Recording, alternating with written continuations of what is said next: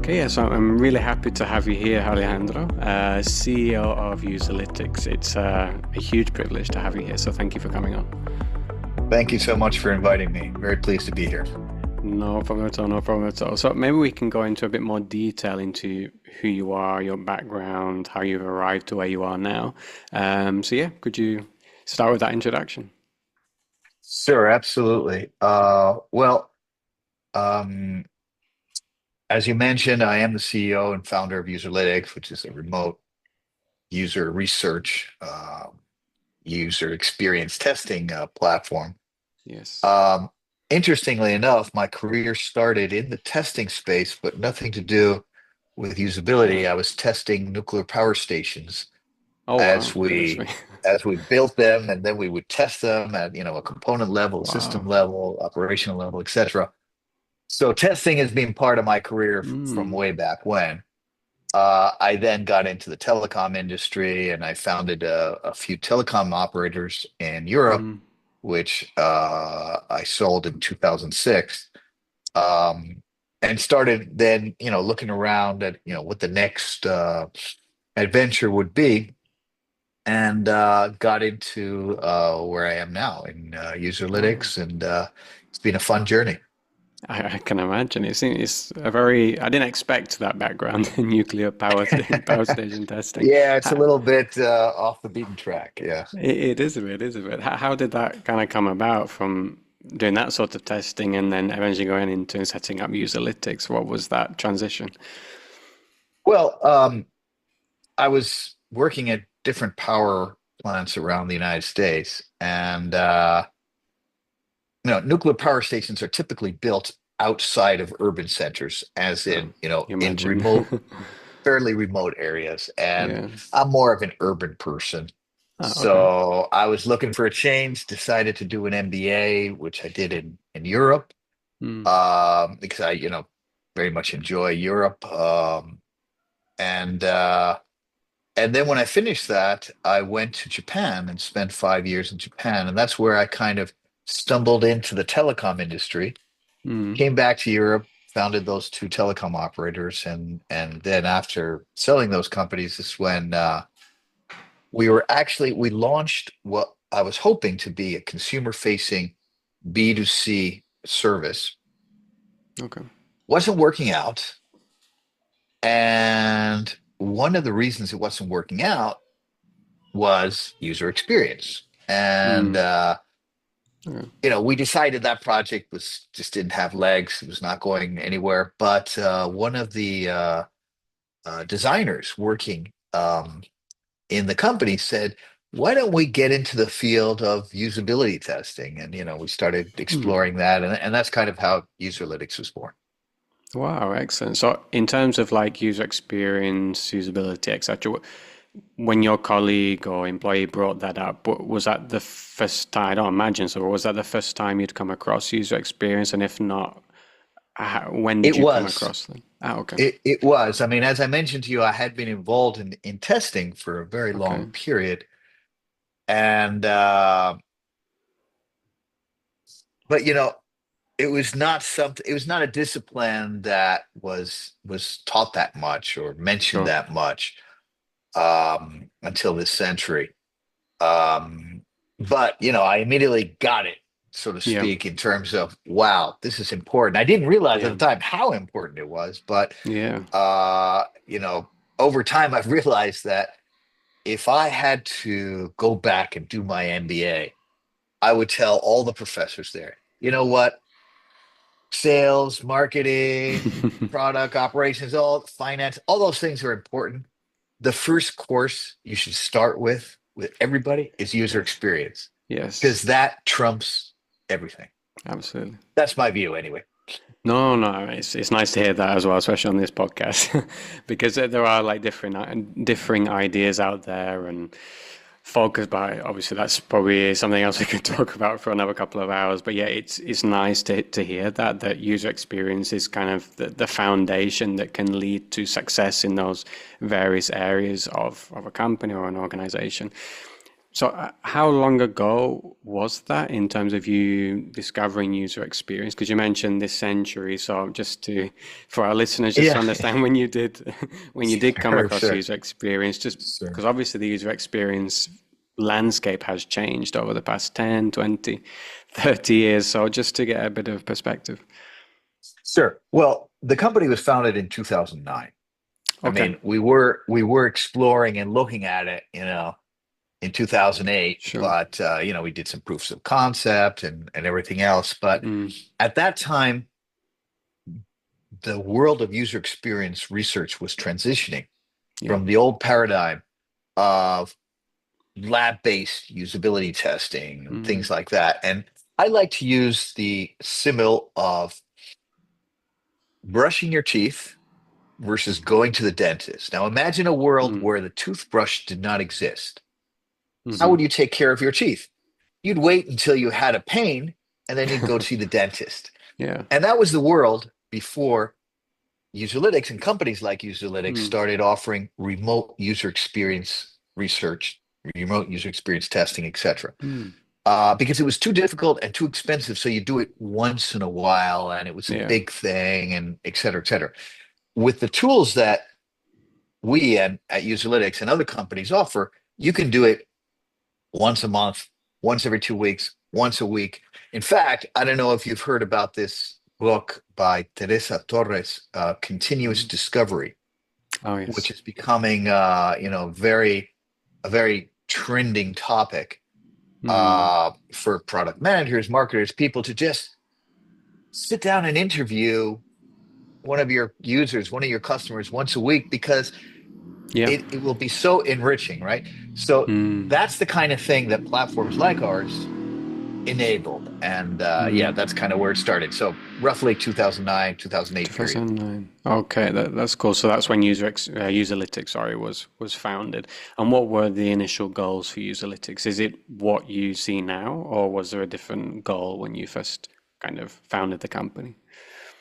No, I mean, we said it in our mission, to make the world a little bit more user friendly. That was kind of, Mm. our mission statement back in the day. Um, and that really hasn't changed. I mean, Yeah. still today, after so much time, it's amazing how many experiences in the digital realm, and Yeah. not just in the digital realm, of course, but uh, are so horrendous from a user experience point of view. And Yeah. and most CEOs and members of the C-suite are not yet cognizant of Mm. how important it is. We're talking on Zoom right now, Mm. and Zoom exploded on the scene, took over its market, but they arrived at the market 13 years late. There were a whole number of other platforms that were doing It's true. exactly the same thing. Yeah. And it's not like they came in, what was their magic sauce? User experience. Yeah. And not a step change in user experience, just a little bit better. Yeah. And that's it. They took over their market.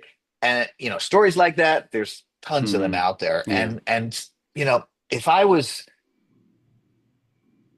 teaching CEO 101 to large enterprises, I would say, guys, That'd be a forget nice how course. much you're spending in exactly. Forget what you're spending on sales, marketing, operations, efficiency, all that stuff. Spend a little bit more, just a little bit Yeah. more on user experience, and you'll Yeah. see an incredible return. Absolutely. And there's a lot of well-known examples out there.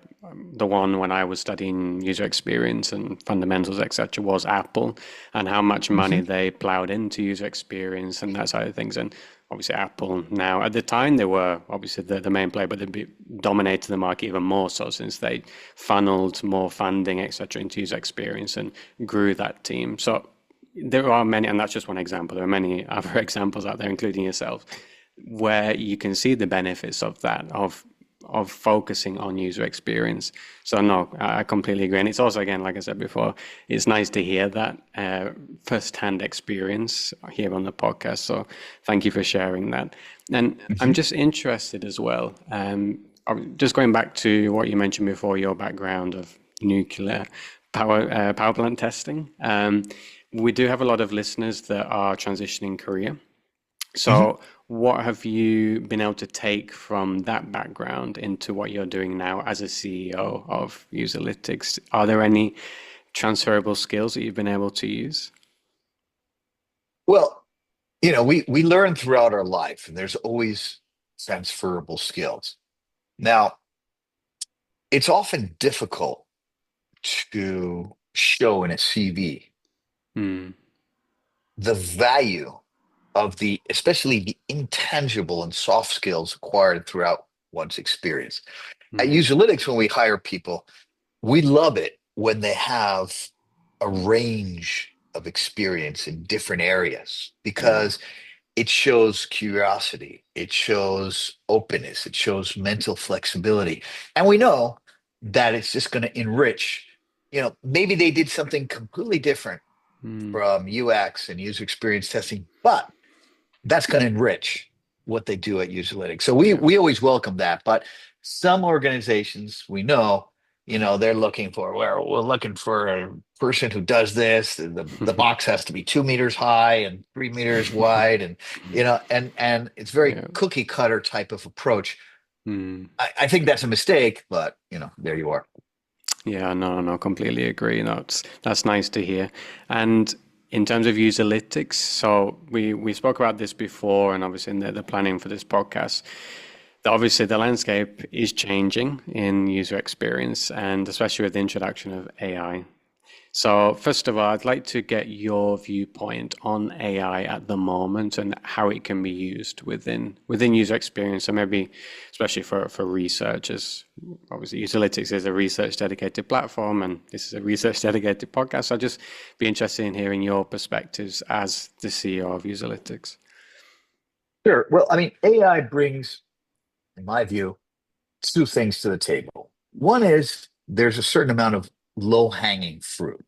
Mm, So UX researchers with platforms like Userlytics obtain two types of data: quantitative data, yeah.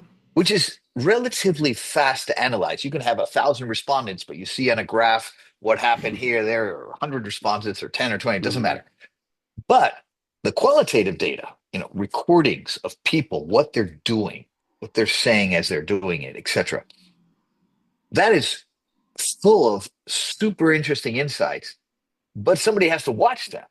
And yeah. that takes a long time. So if it's 10 sessions of 30 or 60 minutes each, that's a lot of time. Yeah. And that's where AI brings to the table, okay, AI synthesizes and extracts key insights, Mm, key themes. And, we launched this version 1.0 of AI for UX in April of last year. hmm. Um, and that's what it does. So that's kind of low hanging fruit. Yeah. And there's other things that we're working on right now in terms of AI, but Mm, all of that low hanging fruit. But in my view, the biggest impact of AI is how it's going to change the UI hmm. and what that means for UX researchers. Because Hmm. um, the world we've been living into so far, we have a finite number of interactions on a website UI or a Mm, mobile app UI. So we can kind of say, okay, well, these are the use cases that we'd like to evaluate, and let's see mm, what they do, what they don't do, etc. What happens when we add agents and mm, chatbots mhm. through the UI in such a way that we have an infinite number of possible paths that may be taking in the interactions between the user and the UI? Well, I don't think anybody knows. I certainly don't know. But I do think that maybe not next year. Maybe it'll be the following year. I'm not sure exactly when, but at a certain Mm, point, there's going to be this groundswell of organizations updating their UIs with AI elements, such as mm, agents, such as chatbots, etc. And when that happens, there's going to be a need to do a lot of UX research yes. before, during, and after. So that, in my view, is going to be the biggest impact Okay. going forward. But yeah, that's That's who interesting. knows? No, no, yeah, well, yeah, who knows? It can go many different paths, like you were mentioning before as well.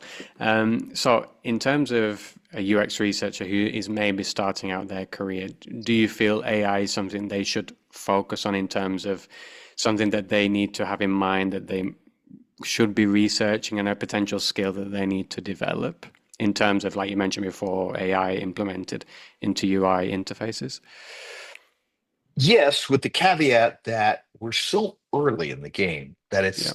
it's hard to know exactly what to study or to, That's the thing. Yeah. but I would recommend to keep up to date about what's going on, Hmm. maintain that curiosity, Yeah. explore, because it's going to have a huge impact. I don't think, I know that people are afraid, okay, AI are going to replace us and, what Yeah. impact is That's. it going to have on the job market? And Mm, I don't see that. yeah. I see it the way we look at it in our own company. Hmm. I'm constantly encouraging our staff to explore how they can leverage AI. Mm, What will that mean for us? Replacement? No. What will mean is that the productivity of our staff, hopefully, mm, will increase dramatically, which in turn will allow us to lower our pricing to our clients, which in turn, mm. hopefully, will increase the demand. I think that's the world I see happening, or the impact that I see happening of Yeah. AI, generally speaking. But who knows? Yeah. No. We're all sitting And it at the always needs to be a at the beginning of the disclaimer. story. No, no, absolutely, Exactly. absolutely. No, it's a nice point that you brought out there. And in terms of, again, going back to someone who is thinking about entering the UX field, etc., what do you think they should focus on? Because you're mentioning now about how AI can also be introduced into people's workflows and processes, etc. What would you say if you were a new UX researcher and you think, okay, I'm entering this field, there's this, there's that, there's AI. What would you say they need to focus on in terms of skill set or yeah, just anything that you feel they need to focus on? Well, in an ideal world, even though they're looking at entering the UX research field and not the UX design field, for example, Hmm. or or the developer field, but Mm. if they could start building UIs with AI elements just to explore that and apply the techniques of UX design and UX research to that process, Yeah. not as a means of creating some world changing UI app or website, or you never know, of course, Hmm. but more as a way to build that skill set to understand Mm. how their discipline and those related disciplines are going to change. I, Yeah. I would encourage them to do that. Um, Okay. Okay. Yeah, no, no, I agree with that. I think it's a good piece of advice. And so with Userlytics, obviously in that process, because Userlytics was actually one of the first kind of research tools that I came across when I did learn UX, and eventually I pivoted into research as it is one of the biggest players as a research tool. Um, so you mentioned before that you released an AI tool or feature was that last year? yes, last year, yeah. Last year. How is Userlytics going to continue to introduce AI? I know obviously I imagine things are kept kept under the hood until they're fully released, but what is the future looking like for Userlytics in terms of using AI in a researcher's flow work process with interviews, analysis, etc.? Sure. So, step one is taking all the learnings we've had from the introduction of our version 1.0, so to speak, Hmm. and improving upon that because we think the biggest bang for the buck is what I said before, making it easy and scalable Hmm. to extract Yeah. insights from tons of qualitative audiovisual recordings. Yes. That's number one. However, there's other areas that down the road we'd also like to explore with AI, Mm. such as leveraging AI to assist in the design of test scripts and test plans and things of that Hmm. nature, Mm. and just making the whole experience of setting up a test, recovering the feedback, extracting Mm. insights, preparing a report for my boss and my stakeholders, making that experience just more user friendly. Yeah, That's it's the bottom line, making it easier. doing exactly what you're also helping provide for other companies and research. Hopefully, No, of hopefully. course, of course. You're already doing a good job of that. I've used your product, and yeah, user Thank you. experience is always a number one thing that I felt because there are some tools out there, I'm not going to name names, where obviously they're providing a tool that is helping researchers analyze data to improve user experience, but their actual user experience isn't the best. So it was nice to use a tool like yours where user experience is Thank you. clearly a priority. No problem at all. Now, just moving into maybe the final part of our conversation. So we spoke about kind of challenges that maybe you face or maybe researchers are facing now with introduction of AI, etc. What advice would you like to give, maybe based on maybe personal experience of your journey from your past career, from testing nuclear plants all the way through to setting up Userlytics, etc., and now the introduction and the, let's say, the navigating of this new AI world, let's call it. What advice would you like to share someone who is navigating this career transition? It doesn't necessarily have to be related to user experience per se, but just some general advice that you would like to give someone in this transition of a career. Transitioning a career is not an easy thing to do. No, Um, I've done it. It's it's full of bumps yeah, in the road. it is, and it gets harder Yeah. as we become older. Yes. Uh, Not so much because of ourselves, Mm. but because of how the world uh, looks at people. Yes. And so, uh, you know, if you if you only expect to transition once or twice in your career, then I would, if you could, try to do it early in your career rather than later in your career, because Sure. it just gets harder. Having Yeah. said that, I think that this is a problem for society Mm. because it should be easier to Mm. transition from different places. We're all living to older ages. Yeah. A The whole educational system in our society is based on the premise that knowledge is static. So it was Yeah. invented 500 years ago when, okay, we'll create a university and we'll just share the knowledge of the Greeks and the Romans and the Egyptians, and because nothing has changed. But that's no longer the world we live in. Yeah. So, in my view, ideally, when we're 14, we would start working part time, and we would continue educating ourselves until our 60s or more. Mm. But maybe the amount of time we spent working, the amount of time we spent studying would change over the course of our lifetime. Mm. So society should be configured in a way that makes it more easy to make these transitions. So I Yeah. will say, going back to your request in terms of advice, it's not easy. Not Mm. because of you necessarily, but because of the way society sometimes just has this very box mentality. I Yeah. think it's great to have a variety of experiences and career transitions and things, but to be honest, it's just not easy. I've done it 3 or 4 times in my life. It's a tough one. It Tough one. is. It is. And that's a really nice point as well. It's something that I've always just personally felt as well. Like at the age of 15, 16, I didn't really know what I wanted to do for the rest of my life. And that's how education and the world, societies set things up that at 16 or whatever, 15, 16, you have to decide what you're going to study that is going to set you up for the rest of your life. And that's a big decision to make at such an early age. Right, right. I didn't know. I chose something not at random. I knew I wanted to be in the tech world, but I thought, okay, I'll study information technology and I'll see where it takes me. I ended up doing something at the time that I didn't find interesting, and it led me initially down a path that I wasn't stimulating for me.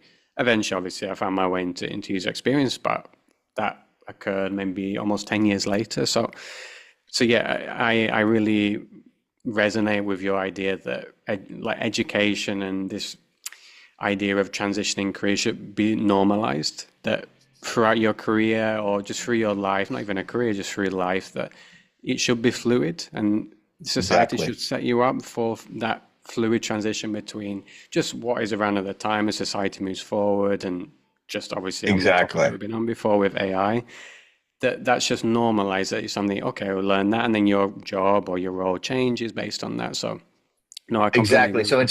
instead of getting a college degree, for example, or a master's degree or a doctoral degree and spending all you're doing is study. And then you go out to work and it turns out that a lot of what you studied has not so much relevance to Change, what you're yeah, doing. exactly. Um, Yeah, Instead of that, if you could be just taking courses throughout your life yeah, that yeah. change over time as needs and interests change, and just society is not being set up to No, accommodate that. We're still living in the Middle Ages in terms of our educational system. it's That, true. that, that that's the reality, unfortunately. Yeah, no, no, no, it's absolutely true. And for me personally, like the educational system, this word it's always used is broken. It's not broken, but there could be a lot done. Also, we could have another episode just on this topic, but just how people learn, things like that has changed. But if you walk into a school, like you say, if you walk into a school, the actual setup of a classroom has not changed for the past 30, 40, 50, 60 years even. But obviously, society has moved forward a lot since 60 years ago. Right, So yeah, in right. terms of that learning education, like, well, since I've transitioned career, like that's what I do all the time is study different courses. Lots of online platforms now where you can study courses, Right, even right. if, which is hard sometimes, especially for our listeners who are transitioning career, that you do study a course, but sometimes you apply for a job and they want a bachelor's degree or they want a, so you've studied all these Yeah, courses, maybe you've even worked in that role, exactly. but they're looking for that Exactly. piece of paper. So that can be hard, and there can be those barriers set up based on this old mentality or idea of education, whereas you've studied a course which is perfectly legitimate and the things you've learned are legitimate, but you can't get past that interview because you've not got that, yeah, Yeah, master's what's degree. more important, the credential or the domain skill? Exactly, You yeah. know, The age-old question. and unfortunately, a lot of people choose credentials. I happen to think the other way around, but yeah. No, no, I completely agree. I completely agree. Well, thank you. It's been a really insightful conversation for me, and also just hearing the background behind Userlytics, how you went from your journey of testing nuclear power plants to setting up Userlytics, and also how you're introducing AI and obviously these AI features into your tool. And it'll be a tool that will continue to be really useful, I imagine, for UX researchers and people in the UX field. So, yeah, thank you again I for hope coming on. I hope so, and thank you so much for inviting me on your program, Dale. Thanks so No much. problem at all. No problem at all.